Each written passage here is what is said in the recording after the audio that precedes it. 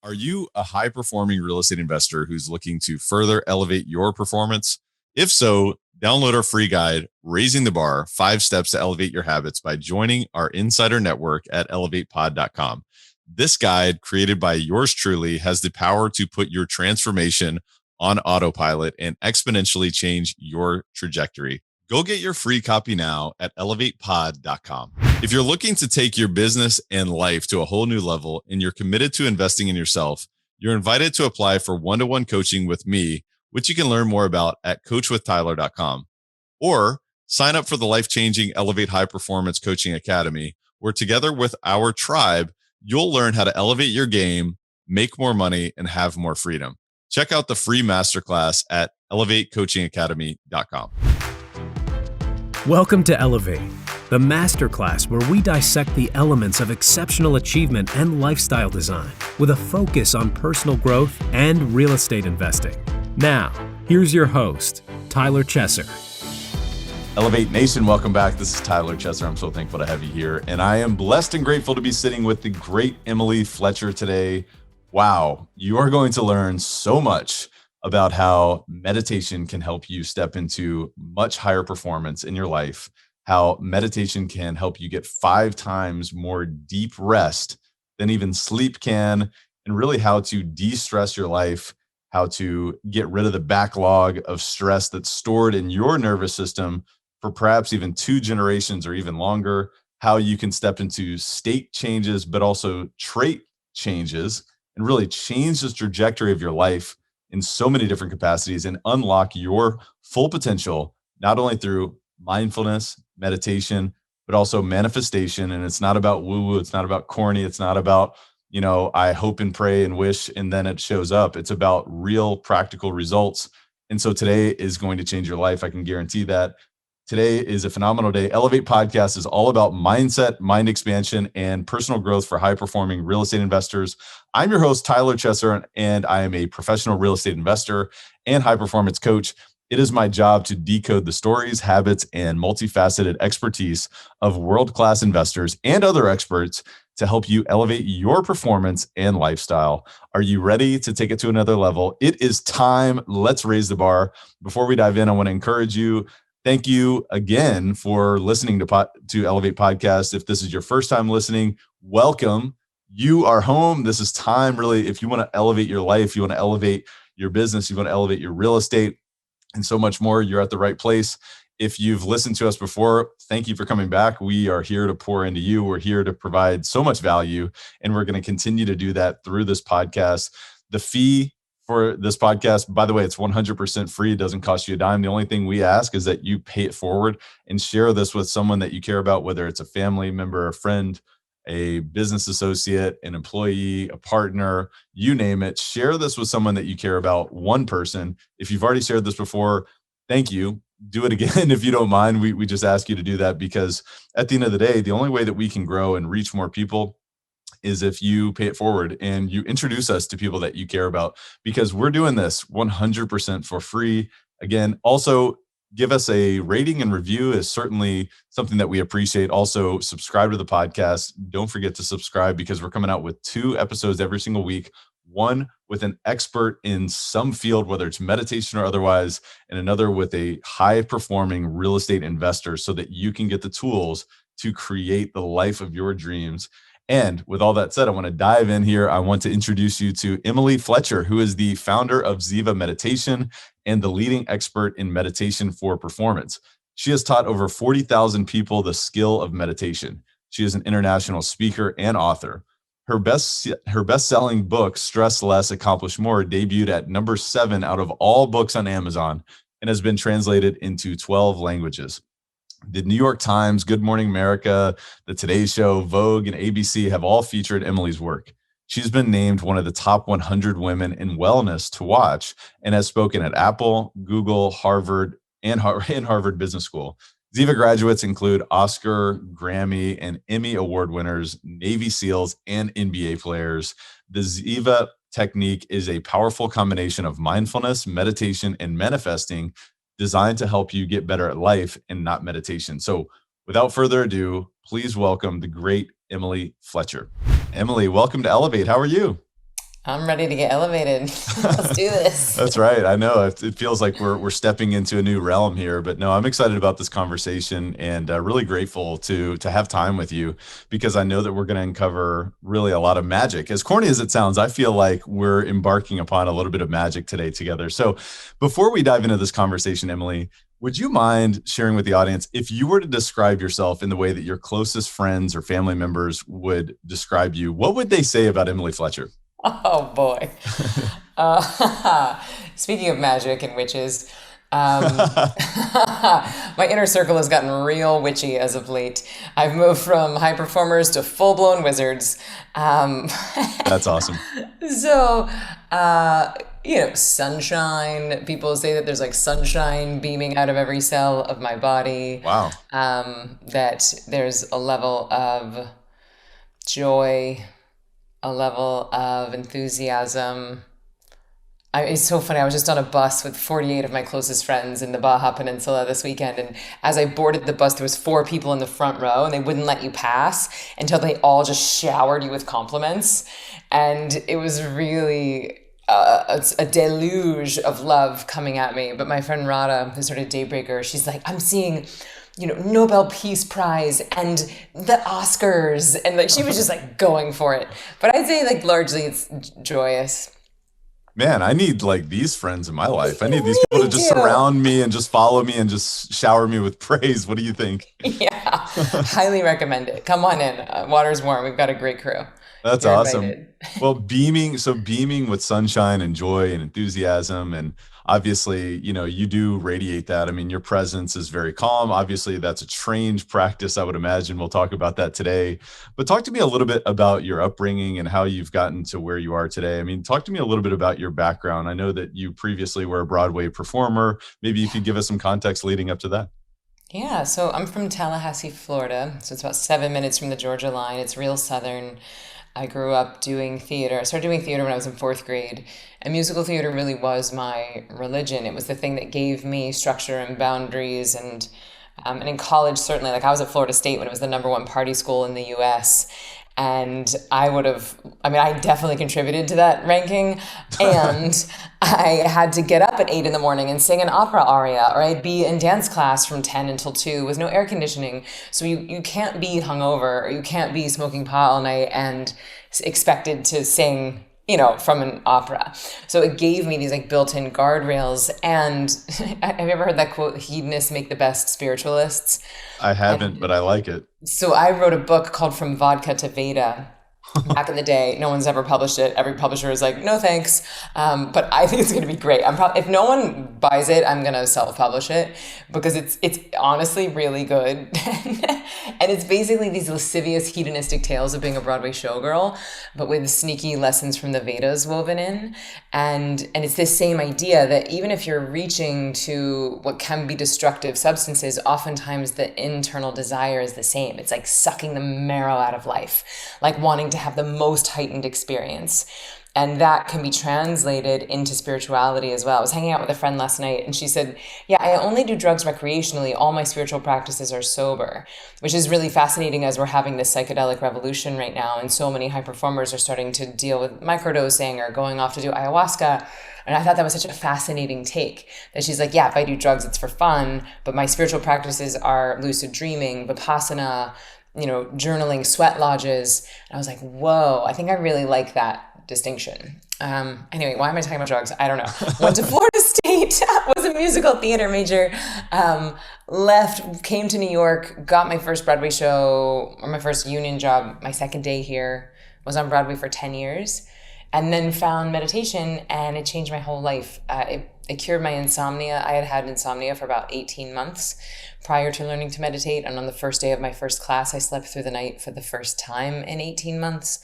I had started going gray in my 20s.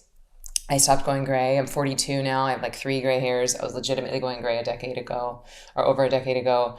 I didn't get sick for 8.5 years. I started enjoying my job again. And so I just thought, why does everybody not do this thing? So I left Broadway. I went to India. I started what became a 3-year training process to teach. And then since graduating, I've now taught over 50,000 people how to meditate on their own. The book Stress Less, Accomplish More has been translated into 14 languages, which is really exciting. And it feels cool to be able to take my performance background and translate it into these sort of historically, esoterically perceived tools. And my mission when I started Ziva was very much to rebrand meditation as a performance tool. And I was like, well, that's done now. Thank you, Oprah. Thank you, Tim Ferriss. Thank you, Seattle Seahawks. To some degree, I'll toot my own horn on that. Like, even though I haven't been so public around that, a lot of my students have. A lot of the people who I've trained are Oscar, Grammy, Tony, Emmy Award winners. And so them tweeting about it, them posting on Instagram about it sort of made it less weird. And also the science, like the mountain of science that's come out in the past 10 years. It's like, you don't have to meditate, but you can't refute it anymore. It's like, you don't have to exercise, but no one has an argument for like exercise doesn't work. Right now, it's really a question of what type of meditation is best for what I'm trying to accomplish in my life. Yeah, I love that. Thank you for that background. I didn't know where we were going to go. We're talking about vodka. We're talking about ayahuasca. I didn't know where we were going with this whole thing, but I really like where you took it. And it's really interesting to understand sort of your background, especially being a performer on Broadway. And I would imagine there was a lot of stress involved and obviously, pressure to perform at a peak level, consistently. And so I can find, maybe I'm making a little bit of assumptions as to how you kind of landed in this world. But who introduced you to meditation? I'm just curious. So there was an amazing woman named Dion Zanotto. She was sitting next to me in the dressing room, and she was understudying 5 of the lead roles. I was understudying 3 of the lead roles. We were doing a chorus line. And that means you have no idea which character you're going to play when you show up to it at the theater. So it's very high in demand. Even if you're not on, you're still in fight or flight because your body knows it could be thrown on at a moment's notice. You never really feel safe. You never really feel like you can let your guard down. And it was that high level intensity and stress that led to my insomnia and my gray and my getting sick and injured.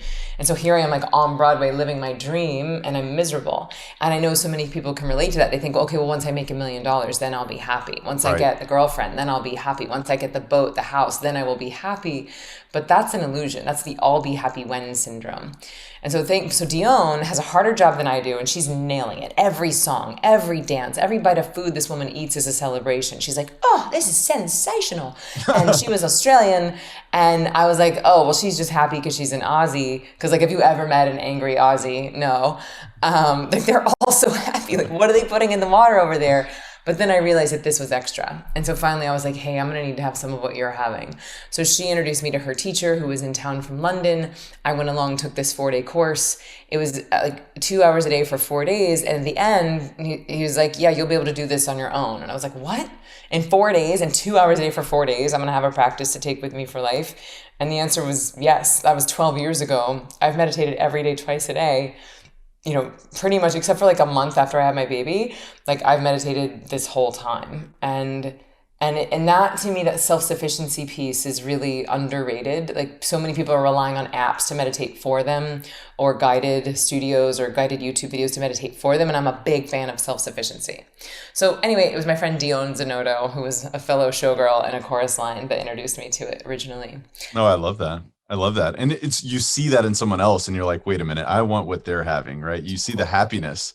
And was that what it was? You actually noticed after a while, it was like, look, I'm not going to be happy if I just accomplish something else or get something else. Maybe that can come from within and maybe that's a choice. And maybe you almost subconsciously recognize that within your friend. Well, when I was 22, I got my first Broadway show, and I had been very, very deep in the I'll be happy when syndrome. I mean, since I was in 4th grade, I thought, well, once I get on Broadway, then I will be happy. And I was really lucky in that I had such a clear and specific goal, such a clear dream. And I was also very lucky in that I achieved it at a relatively young age. In that, and what was lucky about that is not that I made it on Broadway. What was lucky is that it dissolved the illusion of the I'll be happy when syndrome, because 3 weeks after my Broadway debut was the saddest I had ever been. And so I learned at a very young age that I was more interested in the happiness of pursuit than I was the pursuit of happiness. Because it felt like my goal had been taken away. So I was really happiest when I was working towards my goal. But I didn't really get that consciously at 22. So I just thought next boyfriend, next agent, next show, next zero in the bank account. And I did that for 10 years. And I sort of prided myself on being a seeker. I had read every self-help book. I had taken every class. I'd worked with every therapist. I'd done every modality. And I was proud of that. I was proud of how much software I had accumulated. And then it wasn't really until I found this style of meditation that I was like, oh, I'm not a seeker anymore. I found it. It's right inside of me. I just needed the key to unlock my fulfillment in the only place that it resides, which is inside of me right now. And it wasn't until I found this practice that I really had a visceral understanding of that. I love the way that you described it as as all the software, right? You had all the necessary pieces of equipment and you had uploaded that to your system through self-help, but then you didn't have maybe the right operating system underneath all of that is maybe the way that I would draw the delineation. What would you say? Well, I would say that, so I would define software as the operating system. So like Mac OS Snow Leopard or like whatever, like your apps are on your phone. And the thing is, like, you've probably tried to download a new version of an app and like, this isn't compatible with your phone, or you try and download the new Mac operating system. It's like, you can't do this on your computer. And that's the way I delineate it, that self-help books, religion, talks, these are operating systems. But what meditation does, and specifically what Ziva does, is that it's defragging your brain computer. It's actually up-leveling the hard drive, right? So you are rewiring, you're increasing neuroplasticity, which is the brain's ability to change itself. You are strengthening the corpus callosum, which is the bridge between the right and left hemispheres of the brain. You're increasing neurogenesis, which is the brain's ability to generate new neurons. And all of that is imperative if you're trying to run very advanced software. So like manifesting is a great example. You know, so many self-help folks are saying, you know, just hold your vision, get clear on your vision, know where you're going. And that's great, but you can manifest all day long. And if you're not meditating and your body is riddled with stress, then guess what? It's going to be very hard for that manifestation to arrive because likely you don't believe that you deserve your dream. If your body is riddled with stress and marinating in fight or flight stress chemistry, then it's very challenging to believe that you deserve your dreams. And we don't get what we want in life. We get what we believe we deserve. And if you're getting your buns to the chair every day, twice a day, and doing meditation, you are increasing your deserving power because one, you're investing your most valuable resource, which is your time. And two, you're actually changing your neuro and biochemistry. You're changing your brain chemistry and your body chemistry from one of stress to one of bliss. And, you know, we could go down that rabbit hole in a minute if you want, but really manifesting is about feeling good. It's not just about clarity of vision. It's about how are you vibrating? And are you vibrating at a frequency that will allow your dreams to come in when you reach the opportunities? That's so powerful. And I just want to encourage the listener to re-listen to exactly what you just said over and over again until you really understand that. But obviously, this is not necessarily about understanding intellectually. This is about embodying, right? And so this process is about getting to the heart of understanding what do you believe you deserve and what do you believe you don't deserve, right? That it seems like is the foundation of the philosophy that you've proven through 50,000, teaching sessions, so on and so forth, 50,000 people that you've proven this through high performers. So talk to me about that. Obviously you went to India, you learned, from masters, and you've continued to embody this in your own practice. But talk to me about the phases or the stages here, right? It seems like the foundation is understanding, what do I believe I deserve, right? We're talking about manifestation, but what are these phases? And maybe walk us through that a little bit, Emily. Yeah, so there are 3 different parts to Ziva meditation. And people will often ask, well, what makes Ziva different or what's unique about it? And it really is that we have the 3 M's. And the first stage is mindfulness. And then we move into meditation. And then we finish with manifesting. So mindfulness is sort of like the appetizer. Meditation is the main course. That's what's really going to shift what you believe you deserve. And then the dessert course is the manifesting. And so an important distinction between mindfulness and meditation is that mindfulness is really good at dealing with your stress in the now. Like, oh my gosh, my deal just fell through. I'm feeling super stressed. Let me do 10 minutes of my app. It changes your stress in the now. It's a state change, which is awesome. It's helpful. Most of the apps out there are teaching what I would call mindfulness. And what I mean by that is that you're directing your focus. Likely someone's guiding you through, so it's keeping you in the left hemisphere of your brain, keeping you in the waking state. This is very, very different from what I teach at Ziva, which is all about letting go. It's all about surrender. It's all about giving your body deep healing rest. And so when you give your body this deep healing rest, it knows how to heal itself. And not only from the stress from today, but you start healing all your stress from the past. A lot of people will ask, well, how can you have stress from the past? Well, every single time you've ever pulled an all-nighter, gotten broken up with, been fired from a job, almost gotten into a car accident, taken a red-eye flight, it's left an open window on your brain computer. And that's called chronic stress. They're called premature cognitive commitments. And when they pile up, it leads to chronic stress, which makes us stupid, sick, and slow. So when people say, oh, I don't have time to meditate, I'm like, cool. You have time to be stupid, sick, and slow? Because guess what? That's what stress is doing to you. And so the meditation piece is not just about a state change. It's not just about feeling good in the now. You want to do that? You can go smoke some pot. Ziva is about systematically eradicating the backlog of stresses in your nervous system so that you can perform at the top of your game. Right? And this is where we really start to see this cognitive increase. You can increase your IQ by 12 points. You can reverse your body age by somewhere between 8 to 15 years. You can improve your sex drive. You improve serendipity, creativity, your body's ability to heal itself. Your immune system gets stronger. So this is not just like a cute bubble bath for your brain. This is, as you change your brain chemistry, you can change almost every single system in your body. And the way that we're doing that is healing stress, not just from today, which is mindfulness, but getting rid of all that stress from our past.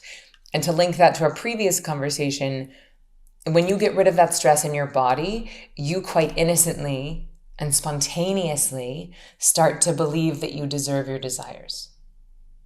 Right? Like the better you feel, you're like, why wouldn't that person want to date me? The happier you are, why wouldn't that person want to hire me? Like when you're negotiating, you're not negotiating from a place of lack or less than or trauma or conflict avoidance. You're negotiating from a place of, hey, I'm God and so are you.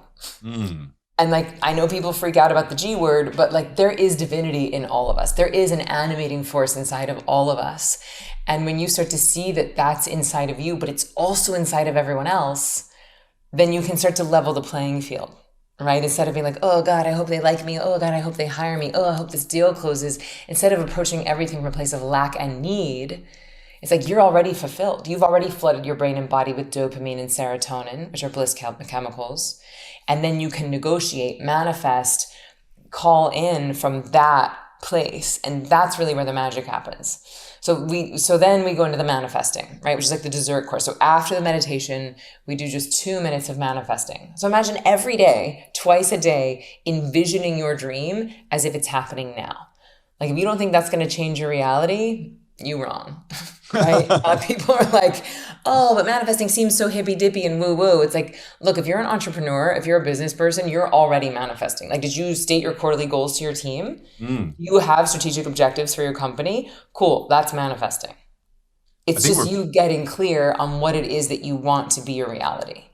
And then with Ziva, what I teach is how for people to do that and supercharge the manifesting practice right after the meditation once you've flooded your brain and body with dopamine and serotonin.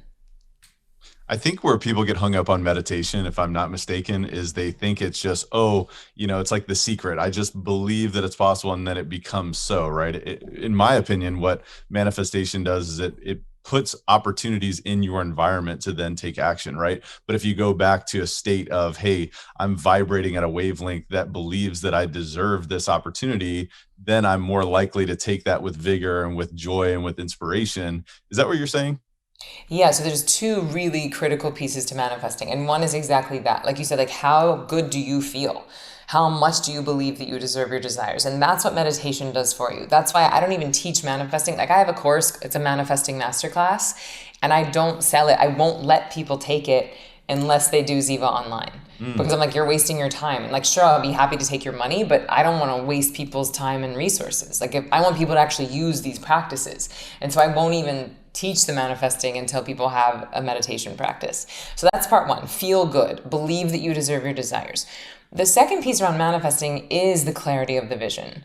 So there's a thing called the reticular activating system, which is a bundle of neurons at the base of the brainstem. And the reticular activating system, or the RAS, is really the brain's filtration device. And so at any given moment in time, we have millions of possible inputs available to the brain. And we simply don't have the cognitive power to use all of those, to process millions of inputs simultaneously. So we have to filter out.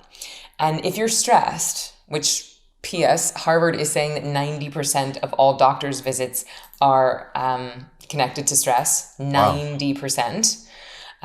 So if you're not managing your stress for sure is managing you.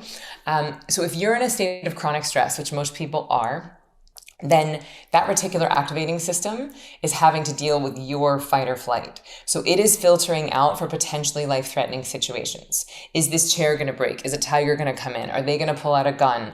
Is COVID going to kill me? Is that person on the street wearing a mask? Like, all of these stories that we get into that are like life or death. And so what we do when we meditate is we get out of the fight or flight. We move the nervous system into what I call stay and play, or parasympathetic, right? We start to flood the brain and body with dopamine and serotonin. So that's step one. Now the reticular activating system isn't on overdrive trying to keep you alive. Now it has some extra bandwidth. And then you can program that GPS, which is really what it is. You can program that GPS and tell it where you want to go. I'd like to gross 5 million this year.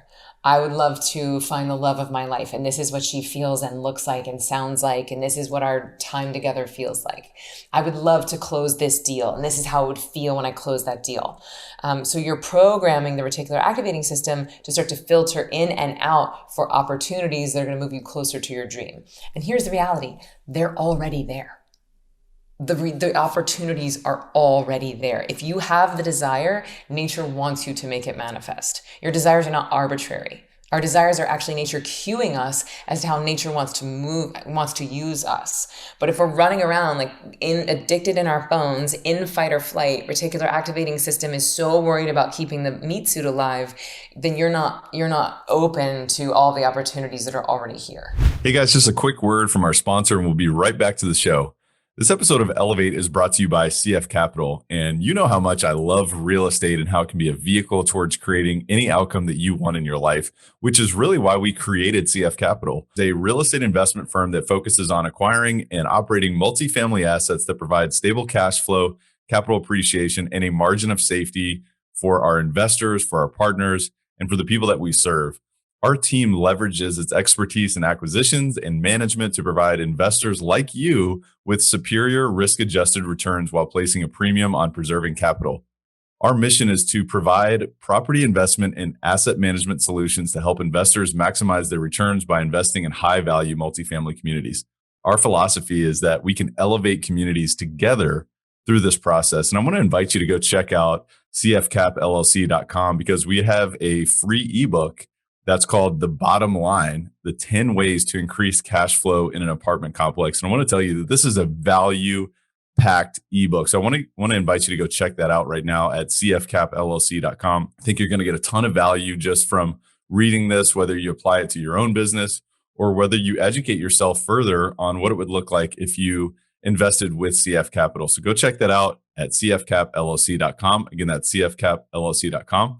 And enjoy the rest of the show. I feel like the foundation, right? We've got to get to the foundation, the heart of stress, right? We've got to listen. We've got to become aware of this voice. We've got to become aware of these stories that, may or may not have any function of reality, right? And so we start with mindfulness. And what you're saying is take it to the next step in terms of meditation. What types of meditation practices are you fond of and have you found that have worked, or are there really a wide range?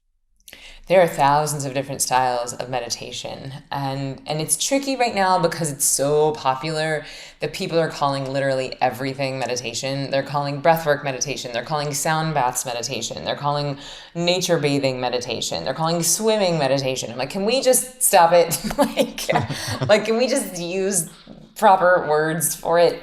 And the only reason that I get bowed up about it is that I know that it makes beginners frustrated. Right? Because if you're a beginner and you're like, well, this person told me to clear my mind when I'm meditating, and then I come along and I'm like, no, thoughts are not the enemy of meditation. And but every yoga teacher who's P.S. never done any meditation training has told me to clear my mind.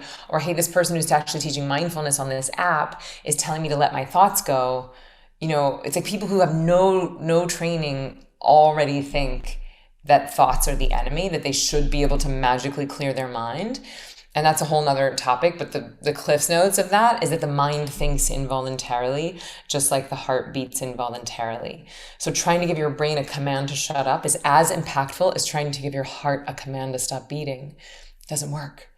And yet this is the criteria which most people have. So they're going around being like, okay, brain, shut up. Oh, sure would love a snack. What? Why is deer plural and singular? Huh. Why am I thinking about deer? What? I suck at meditation. I quit. Right. And so then they think that they, like you just said, well, earlier I was asking you about your audience and meditation. You said, I imagine most of them have tried it or do it occasionally, but they think they are not good at it. I do it, but I'm not good at it. So why does everybody think they're a meditation failure? Because people like us, people with busy minds and busy lives, are running around trying to do monastic styles of meditation, meaning things that were designed for monks.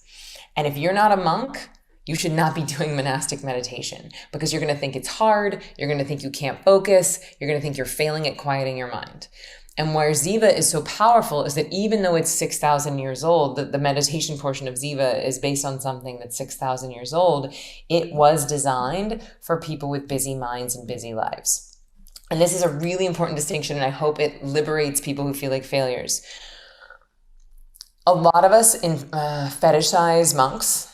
You know, like Jay Shetty has 1 billion followers on Facebook. His book, Think Like a Monk, got #1 in the New York Times. So we're like, we can't get enough of the monks. We think that they're vibrating and levitating and stuff. And look, monks have a very important role in society, but it is less than 1% of the world's population that is monastic by nature.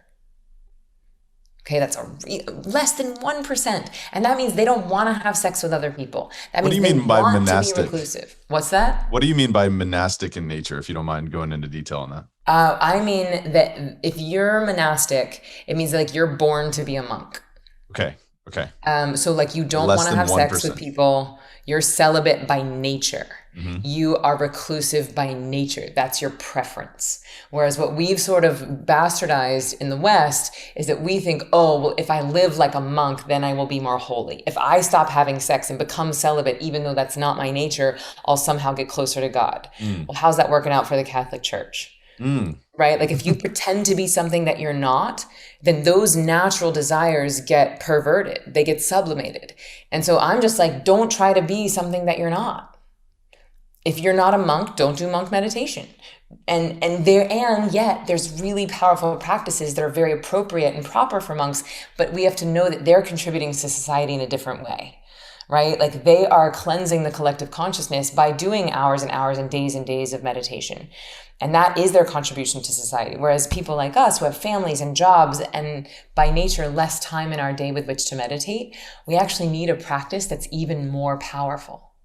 So we've mixed it up. We think, well, monks must be doing the most powerful thing. It's like, nope, they're meditating 10 hours a day. They can actually afford to do a practice that is a bit more gentle because they have more time. If you have a kid and a family, you have 15, 20 minutes max. So you're going to need to really like fast track your way into these different states of consciousness so that you can dip into this bliss and then deliver that to your family, deliver that to your job.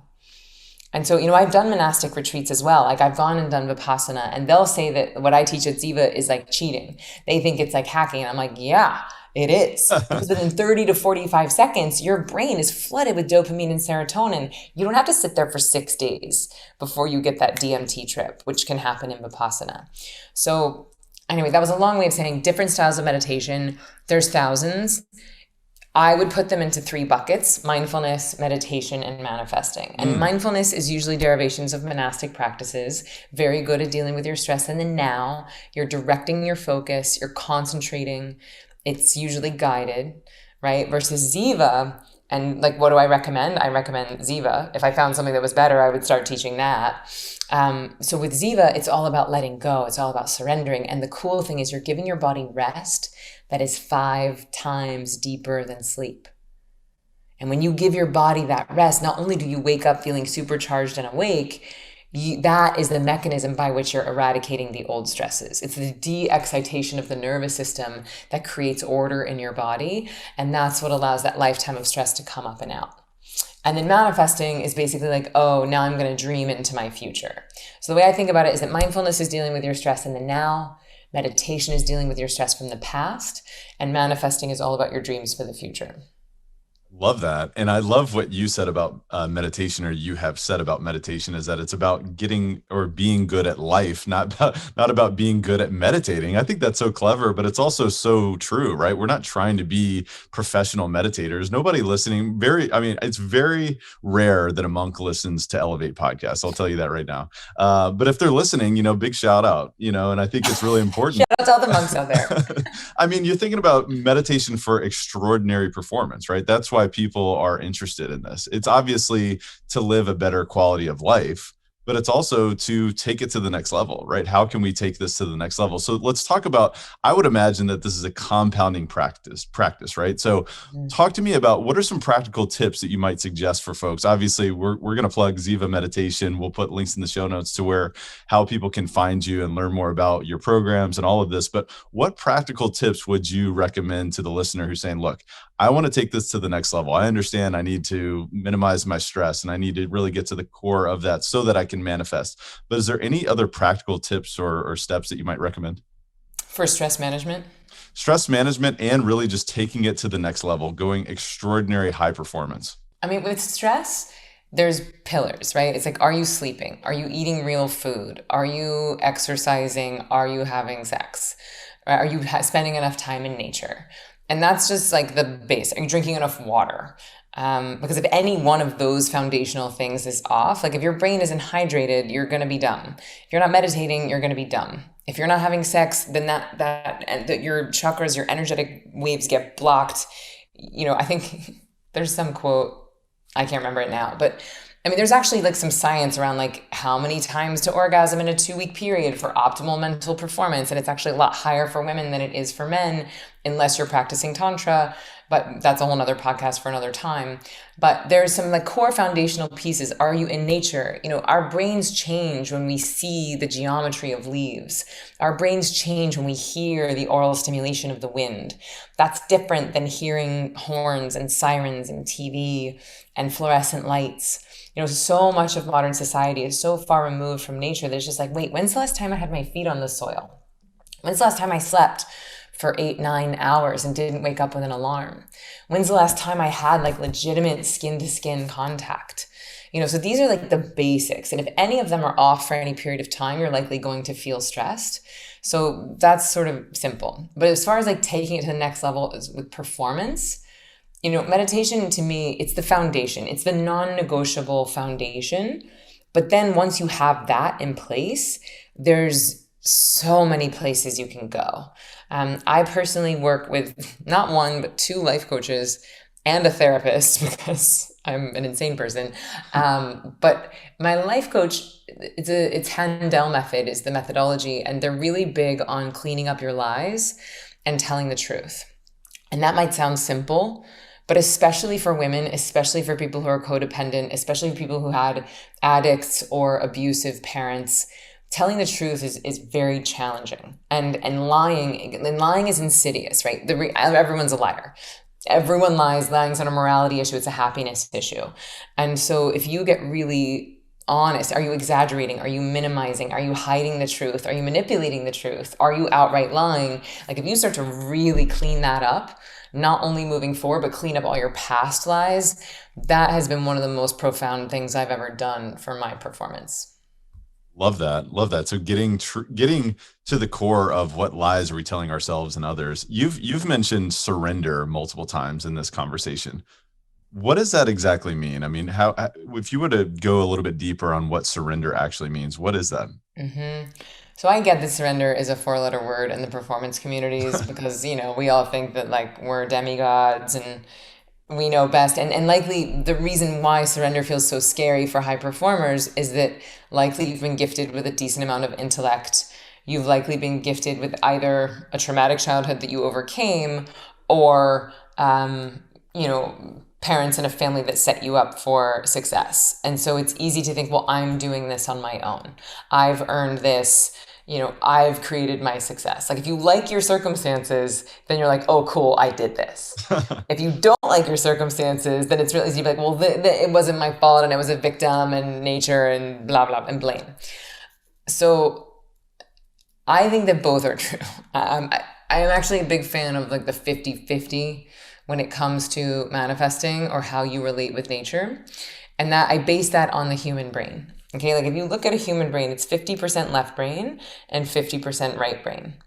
And I don't think that nature makes mistakes. Okay, I don't think that nature would have given us 50-50 if it wanted us to use 90-10, which is what most people are doing. Most people are using 90% of their left brain, which the left brain is in charge of individuality, math, past, future, navigation, balancing your checkbooks. Like these are all left brain activities. Most of school, most of our modern day education is an entirely left brain academic memorizing process. And most of us have let our right brains atrophy. Now, right brain is in charge of present moment awareness, intuition, color, music, feeling connected. And this is why when you start meditating, people feel like they have superpowers. They feel like they are able to do extraordinary performance because they had been running a one-legged race. And now you start running a two-legged race and you're like, oh, wow. Yes, I have my intellect. Meditation does not take away your intellect, but now you also have your intuition. Right? And so the whole brain starts to function as it was designed.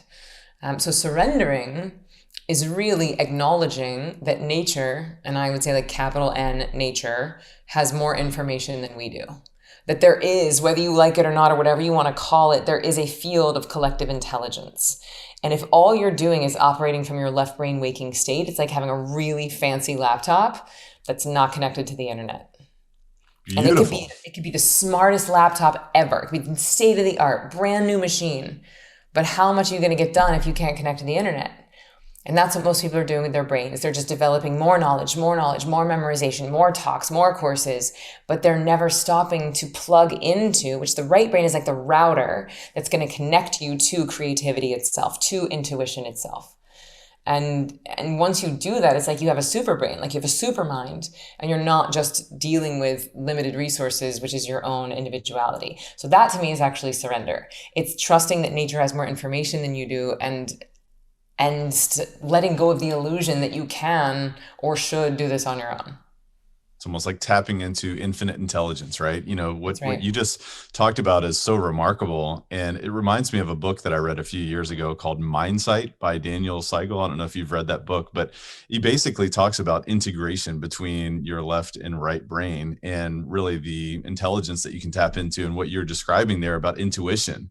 Right. You're talking about, you know, maybe many of the listeners may be rolling their eyes right now and they're thinking, come on, all I'm trying to do is get more deal flow. I'm trying to find more opportunities. I'm trying to make more money. I'm trying to, you know, be an extraordinary performer. But what you're talking about is almost slowing down to speed up, to tap into this resource that many people are not tapping into at all. Right. When you think about intuition. So could you talk a little bit more about that?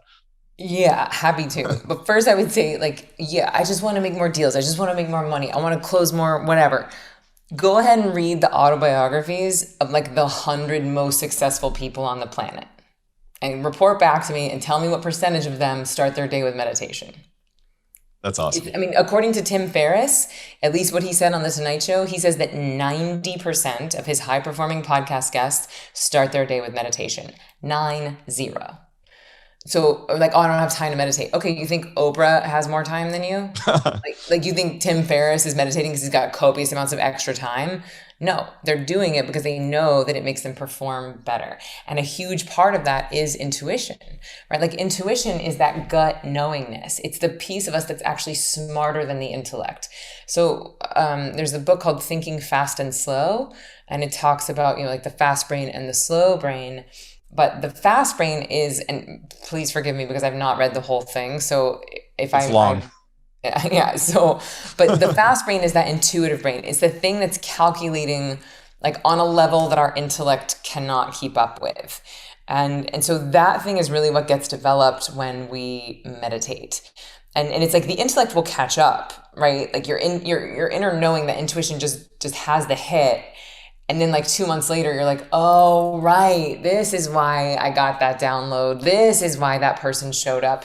And I know that hindsight is 2020, but especially in like, you know, I teach at a lot of hedge fund folks. I teach at a lot of like a lot of finance folks.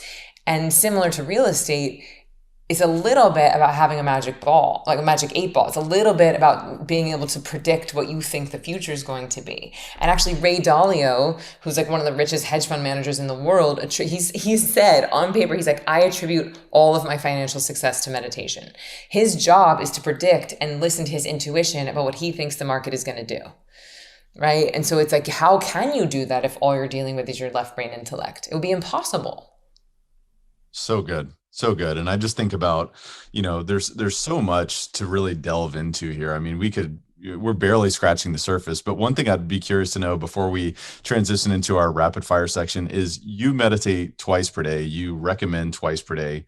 What's the thinking behind that? I mean, obviously there's probably science, but I'm just curious, what's the practical, thought process between twice a day? Yeah. So once a day is good enough to deal with your stress in the now.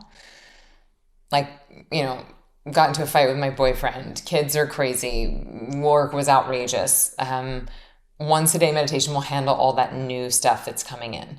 If you want to handle your parents' divorce when you were 12 and the breakup when you were 20 and the job you got fired from when you were 24, like that stuff that's been lodged in your nervous system, we got to do it twice. Right? So once a day is a maintenance program. Twice a day is moving you firmly into creation. You're creating new neurogenesis. You're up-leveling your intellect. You're up-leveling your intuition. You're reversing your body age. But that takes a twice a day practice. And here's the thing. It's not 2x more powerful. Going from once a day to twice a day is exponentially better. Wow. Because that's really where, like you said earlier, that's where you start to see the compounding benefits of it. Once a day is like calories in, calories out. It's like drinking a Coke and getting on a treadmill. Better than not getting on a treadmill. But if you're doing it twice a day, it's like cardio and weights. Like you're going to start to really see the return on investment. Okay, so that was a big call out for me because I've been a once a day type of person for a long time, and that's a great call out for a lot of people, I'm sure. So thank you for that. That's beautiful. Yeah, but I would also say it depends on what type you're doing. Like if you're just doing mindfulness or breath work, then once a day might be fine. But just know that like what I'm talking about reversing your body age and the neurogenesis and the sex drive, like that is specifically in reference to Ziva, right? So it just depends on what you're doing. Got it. And what your goals are. Got it. Yeah. And absolutely. We'll put a link in the show notes to zivameditation.com/online. You'll definitely want to learn more about what they're doing. But Emily, this is such a great conversation. I really, really appreciate you taking time. I want to transition into our rapid fire section. It's called the Rare Air Questionnaire. It's all about being uncommon, right? This entire conversation has been uncommon in so many different capacities, but being a prolific author yourself, I would actually be curious to know if you had to point to 2 or 3 of the most impactful books that you've read over the past few years, what would those be and why?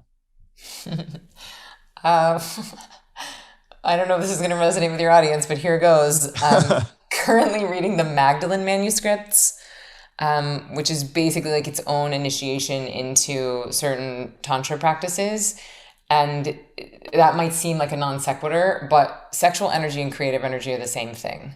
Not the exact same thing, but very, very similar. And so if you can develop practices to fill up your cup with this creative energy and learn how to spend it, you can then utilize that for your relationship, your career, your writing.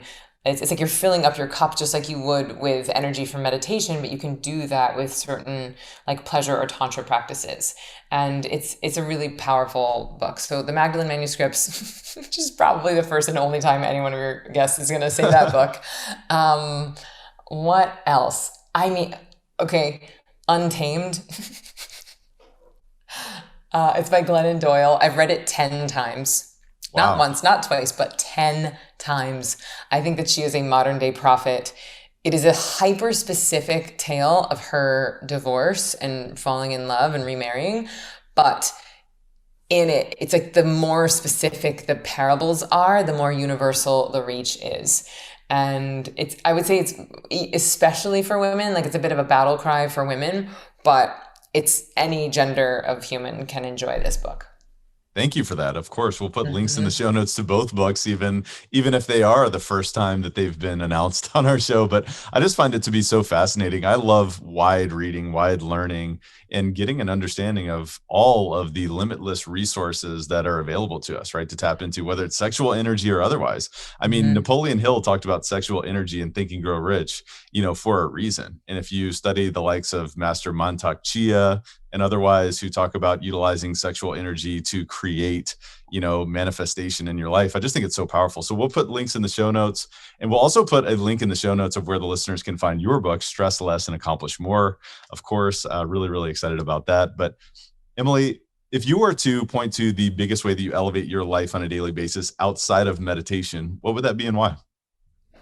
So I am in a group of 8 women, and it's called 8. And every day, so we've partnered up. So we have teams of 2, and every 6 weeks we have a game. And it's like a manifesting game. And so every day I have to design my day and write it out in past tense. So by 10 a.m., I have to send to my partner my whole day designed out past tense.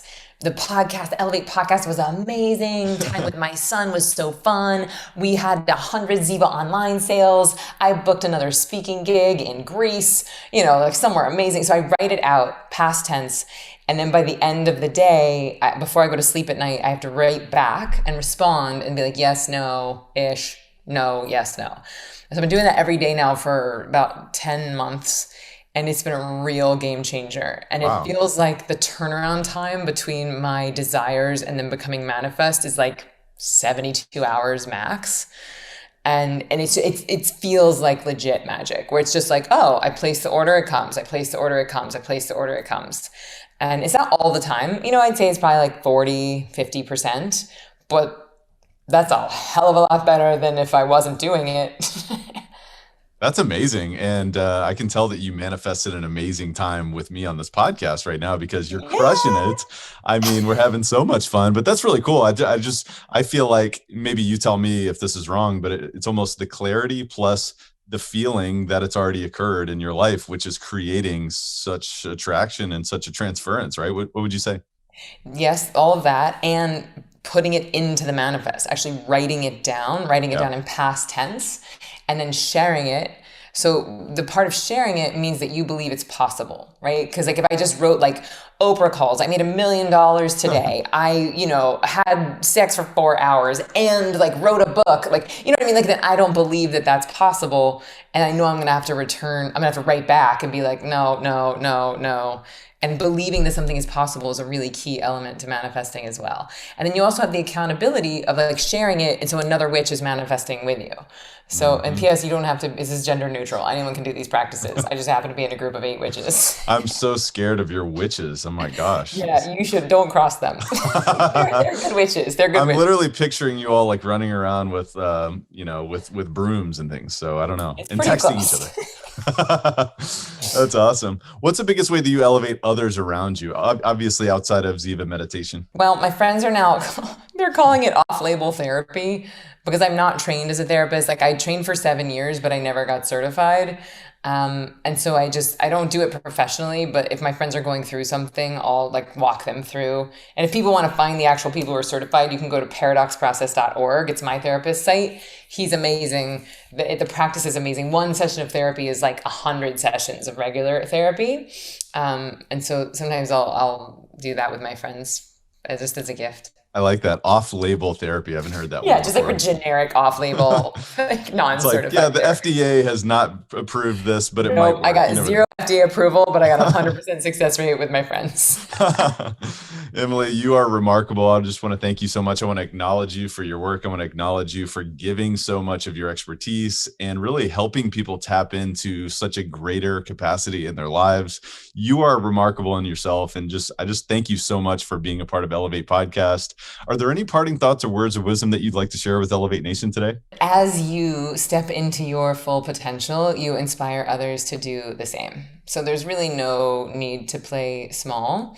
We can tell the truth. We can tap into the divine every day, and we can step into our greatness because the people who love us want us to succeed. And by us doing it, we're paving the way for other people to do the same.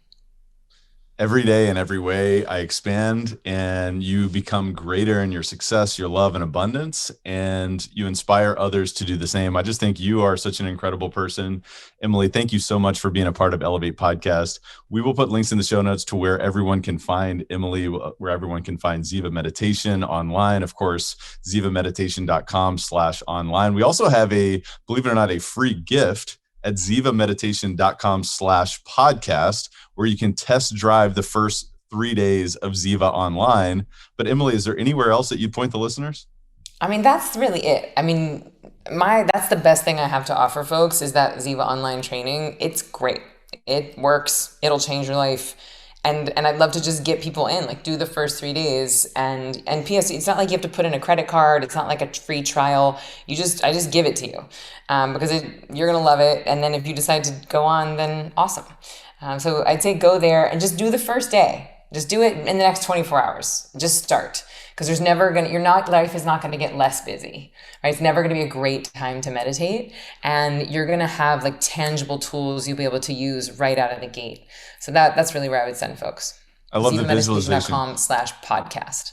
zivameditation.com/podcast. I love the visualization of test driving it, right? It's like you get to touch and feel and really see how this impacts you. So I definitely want to encourage the listeners to go visit zivameditation.com/podcast. And of course, my goodness, you have got to re-listen to this episode. There's so much gold here that you can apply to your life immediately. I want to encourage you and challenge you to listen for the top 3 key takeaways that you can apply to your life, to even your business immediately. And I want to encourage you also to share this and pay it forward, whether it's with a business associate, with a partner, with an employee, someone that you work with, someone that you care about, whether it's a family member or a friend. Pay it forward. But until next time, the most important part is to take massive action on what you learned today. Emily, thank you so much again for being on the show. It is my pleasure. Elevate Nation, thank you so much. We'll see you next time. Thank you for listening to Elevate. If you enjoyed this episode, be sure to rate, review, subscribe, and pay it forward by sharing with a friend. Most importantly, take this opportunity to elevate your results by taking immediate action on what you learned. For more, visit elevatepod.com.